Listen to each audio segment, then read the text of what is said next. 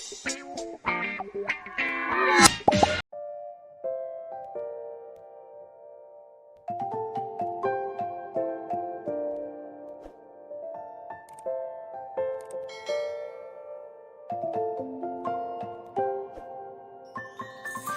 many places still undiscovered, but you're stuck in a blast of yesteryear.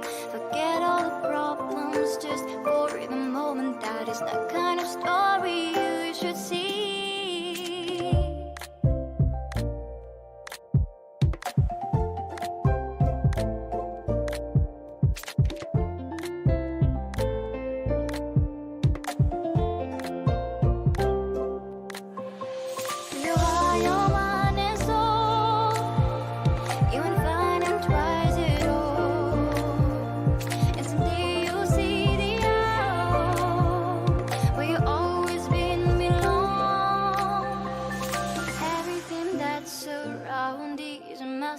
Just open the eyes of your own heart. The trials of life bring